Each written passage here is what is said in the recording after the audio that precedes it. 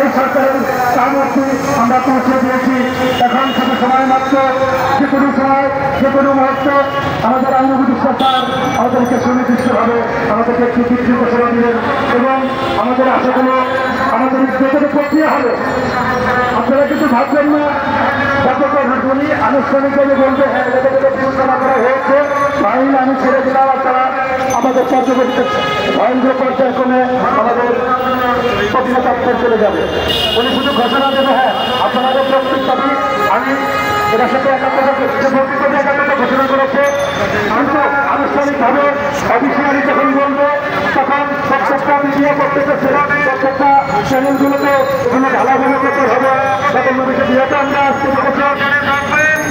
আমাদের বাংলাদেশের সবচেয়ে সুনাম ধন্যবাদী টেলিভিশন, যমুনা টেলিভিশন এখন আমাদের নিউজ চলছে।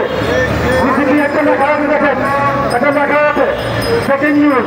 ব্রেকিং নিউজে ওখানে লেখা আছে রেস্ট অফিসে কর্মরত পুলিশ আজ 16 দিন যাবে তাদের এক দফা এক দাবি জাতীয়করণ করার জন্য প্রেস ক্লাবে 16 দিন যাবে অনুষ্ঠান করছে। সংগ্রামী ভাইরা, আমরা বসে নেই, আমরা সবাই পরিশ্রম করছি। আপনারা তো অনেকে বাসা যাচ্ছেন, ঘুরে আসছেন, আমরাও কয়েকটা ছেলে, আমরা কিন্তু অফিস কি জিনিস বলতে পারবো না, আমাদের পার্টি কি জিনিস বলতে পারবো না। পার্টিকে বলবো সময় যদি হয় তাহলে আমাকে 1 মাস সময় দেওয়া লাগবে, 1 মাস পর কাজ করে দেবো। ভাই সবাইকে আমি অনেক পার্টিকে টাকা ফেরত দিয়ে দিয়েছি এই আন্দোলনের জন্য। আন্দোলনকে এই আন্দোলন থেকে যখন সরে না যাই, অফিসে গিয়ে যদি কাজ করি তাহলে কি আমি আন্দোলন সাথে গরম?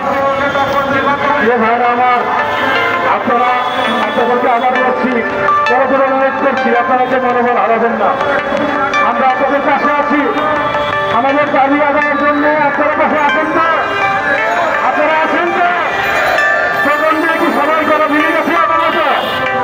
আমি তো আজকে কাজ করছি আর আপনারা এত স্লোগান দিচ্ছেন, এই আন্দোলনে সামিল হয়েছেন, এই যে একটা যুদ্ধ আমরা করছি, এই যুদ্ধের কিন্তু সবাই আপনাদের সঙ্গে। আমার ভাইয়েরা বোনেরা, আপনারা কিন্তু এই যুদ্ধের একজনের সঙ্গে ওনারা কিন্তু যারা আমার কিছু ভাইয়েরা অফিসে আছে তারাও কিন্তু তাদের হৃদয়ে কিন্তু রক্তক্ষরণ হচ্ছে। আমাদের দেখে যুদ্ধ চলছে, আমাদের আজকে ধানমন্ত্রী অফিস থেকে অনেক ভালো এসেছে, আমাদের চট্টগ্রামে এসেছে, আমাদের সাহিত্যরা এসেছিলেন, আবার আসবে, আমাদের যারা অন্য টুটিং ভাই আছে ওনারাও আসবে, ওনাদের কোথাও কিন্তু রক্তক্ষরণ হচ্ছে। আমার ভাইয়েরা বোনেরা একসাথে চাকরি করি, ওনারা একটু ভালো আছে, এই সাধারণ নগরী সেখানে বসে আছে, ওনাদের ভিতরে কিন্তু রক্তক্ষরণ হচ্ছে। আমার এক ভাই, আমাদের একটি অফিসের কমপ্লেক্সের একটি ভাই বলেছে ভাই আমি একদিন খাওয়াতে চাই।